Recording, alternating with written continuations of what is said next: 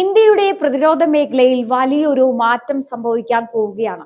ലോകത്തിലെ ഏറ്റവും മികച്ച അഞ്ചാം തലമുറ യുദ്ധവിമാനങ്ങളിൽ ഒന്നായ റഷ്യയുടെ സുഗോയ് 57-ൽ ഇന്ത്യൻ സാങ്കേതിക വിദ്യ കൂടി ചേർത്തുകൊണ്ട് ഒരു പുതിയ പതിപ്പ് ഒരുങ്ങുന്നു എന്ന വാർത്തകൾ ആഗോളതലത്തിൽ വലിയ ചർച്ചാ വിഷയമായിരിക്കുകയാണ്.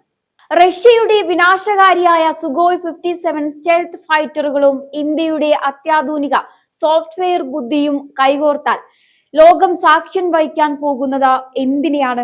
ചൈനയുടെയും പാകിസ്ഥാന്റെയും ഉറക്കം കെടുത്തുന്ന ആ സീക്രട്ട് പ്രൊജക്ട് യാഥാർത്ഥ്യമാകുമോ? ഇന്ന് നമ്മൾ ചർച്ച ചെയ്യുന്നത് ഇന്ത്യയുടെ പ്രതിരോധ മേഖലയിലെ ഈ മഹാവിപ്ലവത്തെ കുറിച്ചാണ്. ആദ്യം നമുക്ക് എന്താണ് സുഗോയ് 57 എന്ന് നോക്കാം. റഷ്യ വികസിപ്പിച്ചെടുത്ത അത്യാധുനികമായ ഒരു സ്റ്റെൽത്ത് യുദ്ധവിമാനമാണിത്. ശത്രുക്കളുടെ റഡാറുകളിൽ പെടാതെ പറക്കാനും ദൂരെയുള്ള ലക്ഷ്യങ്ങളെ തകർക്കാനും ഇതിന് സാധിക്കും. എന്നാൽ ഈ വിമാനം ഇന്ത്യ വാങ്ങുമ്പോൾ അത് വെറും ഒരു ഇറക്കുമതിയായില്ല. ഇന്ത്യയുടെ തദ്ദേശീയമായ റഡാർ സംവിധാനങ്ങളും മിസൈലുകളും സോഫ്റ്റ്വെയറുകളും ഇതിൽ സംയോജിപ്പിക്കും. അങ്ങനെയാണ് ഇത് ഒരു ഇന്ത്യൻ സുഗോയ് 57 ആയി മാറുന്നത്. കഴിഞ്ഞ കുറച്ച് ദശകങ്ങളായി ഇന്ത്യ ലോകത്തിനു മുന്നിൽ വെറും ഒരു ആയുധ ഇറക്കുമതി രാജ്യം മാത്രമായിരുന്നു. എന്നാൽ ഇന്ന് ആ ചിത്രം പാടെ മാറിമറിഞ്ഞിരിക്കുന്നു. പ്രധാനമന്ത്രി നരേന്ദ്രമോദിയുടെ ശക്തമായ നേതൃത്വത്തിൽ ആത്മനിർഭർ ഭാരത് എന്ന ലക്ഷ്യത്തിലേക്ക് രാജ്യം കുതിക്കുമ്പോൾ പ്രതിരോധ മേഖലയിൽ ഇന്ത്യ ഒരു ഗ്ലോബൽ പവർ ഹൗസായി മാറുകയാണ്. ആയുധങ്ങൾ വെറുതെ പണം കൊടുത്ത് വാങ്ങുക എന്ന പഴയ രീതി അവസാനിപ്പിച്ച സാങ്കേതിക വിദ്യ ഇന്ത്യയിലേക്ക് എത്തിക്കുകയും നമ്മുടെ സ്വന്തം മണ്ണിൽ അവ നിർമ്മിക്കുകയും ചെയ്യുന്ന വിപ്ലവകരമായ മാറ്റത്തിനാണ് നാം സാക്ഷ്യം വഹിക്കുന്നത്.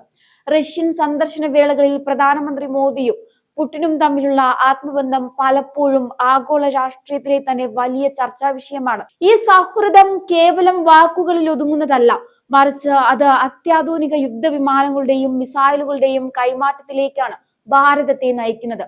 ഈ പശ്ചാത്തലത്തിലാണ് റഷ്യയുടെ ഏറ്റവും കരുത്തുറ്റ അഞ്ചാം തലമുറ പോരാളിയായ സുഗോയ് 57ലേക്ക് ഇന്ത്യയുടെ കണ്ണെത്തുന്നത്. ലോകത്തിലെ ഏറ്റവും മികച്ച സ്റ്റെൽത്ത് വിമാനങ്ങളിലൊന്നായി ഇതിനെ കണക്കാക്കുമ്പോഴും ഇതിൽ ഇന്ത്യയുടെ ബുദ്ധി കൂടി ചേരുമ്പോൾ ഉണ്ടാകാൻ പോകുന്ന പ്രഹരശേഷി ചെറുതാവില്ല.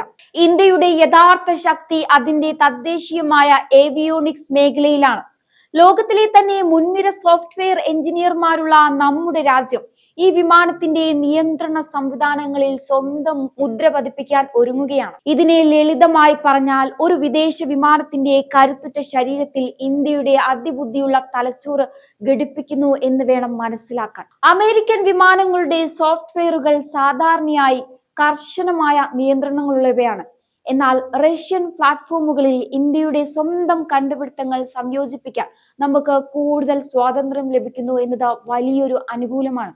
ഇന്ത്യയുടെ അഭിമാനമായ അസ്ത്ര മിസൈലുകളും ലോകത്തിലെ ഏറ്റവും വേഗതയേറിയ ക്രൂയിസ് മിസൈലായ ബ്രഹ്മോസും ഈ വിമാനത്തിന്റെ ചിറകിലേറുന്നതോടെ സുഗോയ് 57ൽ ഒരു പൂർണ്ണ രൂപത്തിലുള്ള ഇന്ത്യൻ വേട്ടക്കാരനായി മാറും.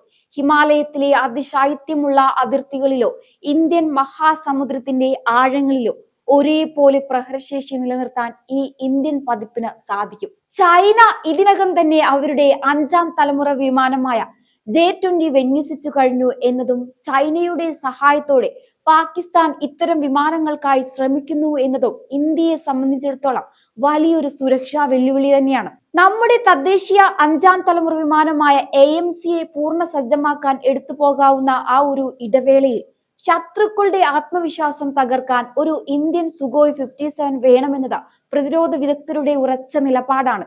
ഇതൊരു വെറും വിമാന കച്ചവടമല്ല, മറിച്ച് ഭാരതത്തിന്റെ നയതന്ത്ര വിജയമാണ്. സാങ്കേതിക വിദ്യ വിട്ടു നൽകാൻ മടിക്കുന്ന പാശ്ചാത്യ രാജ്യങ്ങൾക്ക് മുന്നിൽ സാങ്കേതിക വിദ്യ കൈമാറാൻ തയ്യാറുള്ള റഷ്യയും അത് വികസിപ്പിക്കാൻ ശേഷിയുള്ള ഇന്ത്യയും ഒന്നിക്കുന്നത് ലോകം ഏറെ ആകാംക്ഷയോടെയാണ് ഉറ്റുനോക്കുന്നത്. മോദി സർക്കാർ മുന്നോട്ട് വെക്കുന്ന ഈ പുതിയ പ്രതിരോധ സംസ്കാരം രാജ്യത്തെ സൈനികരെ കൂടുതൽ കരുത്തരാക്കുകയും അതിർത്തികളെ കൂടുതൽ സുരക്ഷിതമാക്കുകയും ചെയ്യുന്നു. വരും വർഷങ്ങളിൽ ഭാരതം ആകാശത്ത് അജയ്യമായ കരുത്തിനായി മാറുമെന്നതിൽ സംശയമില്ല. Russian power and Indian brain ഈ കൂട്ടുകെട്ട് ആകാശത്ത് വിസ്മയങ്ങൾ തീർക്കട്ടെ. ചൈനയുടെ അഞ്ചാം തലമുറ വിമാനമായ J-20 ഇന്ന് ഏഷ്യൻ ആകാശത്ത് ഉയർത്തുന്ന വെല്ലുവിളി ചെറുതല്ല. എന്നാൽ സാങ്കേതികമായി വിശകലനം ചെയ്യുമ്പോൾ ഇന്ത്യയുടെ പരിഷ്കരിച്ച സുഖോയ് 57 വിമാനങ്ങൾക്ക് ചൈനീസ് വിമാനങ്ങളെക്കാൾ വ്യക്തമായ മേധാവിത്വം നേടാൻ കഴിയുന്ന നിരവധി വശങ്ങളുണ്ട്. ചൈനീസ് J-20 വിമാനങ്ങൾ ഇപ്പോഴും അവരുടെ എഞ്ചിൻ സാങ്കേതിക വിദ്യയിൽ പൂർണ്ണത കൈവരിക്കാൻ കഷ്ടപ്പെടുകയാണ്. എന്നാൽ സുഖോയ് 57-ൽ ഉപയോഗിക്കുന്ന റഷ്യൻ എഞ്ചിനുകൾ ത്രസ്റ്റ് വെക്ടറിംഗ് സാങ്കേതിക വിദ്യയിൽ ലോകത്തിന് തന്നെ മാതൃകയാണ്. ഇത് വായുവിൽ അസാധ്യമായ ചലനങ്ങൾ നടത്താൻ വിമാനത്തെ പ്രാപ്തമാക്കുകയാണ്. അതിർത്തിയിലെ ഉയരം കൂടിയ ഹിമാലയൻ പർവ്വത നിരകൾക്കിടയിൽ വായുവിന്റെ സാന്ദ്രത കുറവായതിനാൽ ഇത്തരം വിമാനങ്ങൾക്കായിരിക്കും യുദ്ധത്തിൽ മേൽക്കൈ ലഭിക്കുക. രണ്ടാമത്തെ പ്രധാന ഘടകം ഇന്ത്യയുടെ തദ്ദേശീയമായ റഡാർ സംവിധാനങ്ങളാണ്. ചൈനയുടെ J-20 വിമാനങ്ങൾ റഡാറുകളിൽ നിന്ന് രക്ഷപ്പെടാൻ രൂപകൽപ്പന ചെയ്ത സ്റ്റെൽത്ത് വിമാനങ്ങളാണെന്ന് അവർ അവകാശപ്പെടുമ്പോഴും ഇന്ത്യയുടെ അത്യാധുനിക ഗ്യാൻ അധിഷ്ഠിത റഡാർ സംവിധാനങ്ങൾക്ക് ഇത്തരം വിമാനങ്ങളെ വളരെ ദൂരത്തുനിന്ന് തന്നെ കണ്ടെത്താൻ കഴിയും. സുഖോയ് 57ന്റെ മുൻവശത്ത് മാത്രമല്ല, ചിറകുകളിലും വശങ്ങളിലും റഡാറുകൾ ഘടിപ്പിച്ചിട്ടുണ്ട്. ഇത് 360 ഡിഗ്രിയിൽ ശത്രുവിനെ നിരീക്ഷിക്കാൻ പൈലറ്റിനെ സഹായിക്കുന്നു. ചൈനീസ് വിമാനങ്ങൾക്ക് ഒളിഞ്ഞിരുന്ന് ആക്രമിക്കാൻ സാധിക്കുമെന്ന അഹങ്കാരത്തിന് ഇന്ത്യയുടെ ഈ നിരീക്ഷണ പാടവം കനത്ത തിരിച്ചടിയാകും. മറ്റൊരു നിർണായകമായ വ്യത്യാസം ഇന്ത്യയുടെ ആയുധശേഷിയാണ്. ചൈനീസ് മിസൈലുകളെ അപേക്ഷിച്ച് യുദ്ധരംഗത്ത് പരീക്ഷിച്ച് വിജയിച്ച മിസൈലുകളാണ് ഇന്ത്യയും റഷ്യയും ഉപയോഗിക്കുന്നത്. ഇന്ത്യ വികസിപ്പിച്ചെടുത്ത അസ്ത്ര മിസൈലുകളുടെ ഏറ്റവും പുതിയ പതിപ്പുകൾക്ക് 160 കിലോമീറ്ററിനപ്പുറമുള്ള ശത്രുവിനെ കൃത്യമായി തകർക്കാൻ ശേഷിയുണ്ട്. ചൈനയുടെ J-20 ഒരുങ്ങുന്നതിന് മുമ്പ് തന്നെ ഇന്ത്യയുടെ മിസൈലുകൾ ലക്ഷ്യം കണ്ടിരിക്കും. കൂടാതെ ലോകത്തിലെ ഏറ്റവും വേഗതയേറിയ ബ്രഹ്മോസ് മിസൈലിന്റെ ചെറിയ പതിപ്പുകൾ കൂടി ഈ വിമാനങ്ങളിൽ ഘടിപ്പിക്കാനുള്ള നീക്കം ശത്രു രാജ്യങ്ങളുടെ നാവിക വ്യോമങ്ങളെ പോലും ഭയപ്പെടുത്തുന്നതാണ്. എല്ലാറ്റിനുമുപരി ഇന്ത്യയുടെ പൈലറ്റുമാരുടെ അനുഭവ സമ്പത്ത് ഒരു പ്രധാന ഘടകമാണ്. ലോകത്തെ ഏറ്റവും മികച്ച വ്യോമസേനകളിലൊന്നായ ഇന്ത്യൻ എയർഫോഴ്സ് റഫേലും സുഖോയും മിറാഷും ഒരേപോലെ കൈകാര്യം ചെയ്ത പരിശീലനം സിദ്ധിച്ചവരാണ്. ചൈനീസ് പൈലറ്റുമാർക്ക് നേരിട്ടുള്ള യുദ്ധവിമാനങ്ങൾ കുറവായിരിക്കെ ഇന്ത്യൻ പൈലറ്റുമാരുടെ ബുദ്ധിയും സുഖോയ് 57ന്റെ കരുത്തും ചേരുന്നത് ചൈനയുടെ ആകാശ കോട്ടകളെ തകർക്കാൻ മതിയായതാണ്. ചുരുക്കത്തിൽ ചൈനീസ് വിമാനങ്ങൾ കാണാൻ ഭംഗിയുള്ളവയാണെങ്കിൽ ഇന്ത്യൻ സുഖോയ് 57 വിനാശകാരിയായ ഒരു വേട്ടക്കാരനായിരിക്കും. ചൈനയും പാകിസ്ഥാനും ചേർന്ന് ഇന്ത്യയെ വളയാൻ നോക്കുന്ന ഈ കാലത്ത് ഭാരതം ഇന്ന് മറുപടി നൽകുന്നത് ഇരട്ട പ്രഹരശേഷിയോടെയാണ്. ചൈനയുടെ J-20 സ്റ്റെൽത്ത് വിമാനങ്ങൾ ഹിമാലയത്തിന് മുകളിൽ പറക്കുമ്പോൾ അവയെ ദൂരത്തു നിന്ന് തന്നെ കണ്ടെത്താനുള്ള ഇന്ത്യൻ റഡാർ ബുദ്ധി ഇന്ന് സജ്ജമാണ്. ചൈനീസ് എഞ്ചിനുകളുടെ പോരായ്മകളും ഇന്ത്യൻ പൈലറ്റുമാരുടെ യുദ്ധാനുഭവവും ചേരുമ്പോൾ ചൈനയുടെ ആകാശക്കോട്ടകൾ തകരുമെന്നത് ഉറപ്പാണ്. മറുഭാഗത്ത് പാപ്പരായ സാമ്പത്തികാവസ്ഥയിലും ഇന്ത്യയെ പേടിപ്പിക്കാൻ നോക്കുന്ന പാകിസ്ഥാന്റെ അവസ്ഥ ദയനീയമാണ്. ചൈനയുടെ വിമാനങ്ങൾക്കായി അവർ കൈനീട്ടുമ്പോൾ ഭാരതം അത് സ്വന്തം മണ്ണിൽ നിർമ്മിക്കാനുള്ള കരുത്ത് നേടിക്കഴിഞ്ഞു. അതിർത്തി കടന്നുള്ള തീവ്രവാദത്തിന് സർജിക്കൽ സ്ട്രൈക്കിലൂടെ മറുപടി നൽകിയ മോദി സർക്കാർ ഇനി വായുവിലൂടെയുള്ള ഏത് പ്രകോപനത്തിനും ഇന്ത്യൻ സുഖോയ് 57ലൂടെ കനത്ത തിരിച്ചടി നൽകും. ചൈനയുടെ ബുദ്ധിയും പാകിസ്ഥാന്റെ കുതന്ത്രങ്ങളും ഇന്ത്യയുടെ ഈ പുതിയ പടക്കപ്പലിന് മുന്നിൽ വിലപ്പോകില്ല. പ്രധാനമന്ത്രി മോദിയുടെ ദീർഘവീക്ഷണത്തോടെയുള്ള ഈ നീക്കം ഇന്ത്യയെ ഏഷ്യയിലെ ഏക വ്യോമ ശക്തിയായി മാറ്റുമെന്നതിൽ സംശയമില്ല.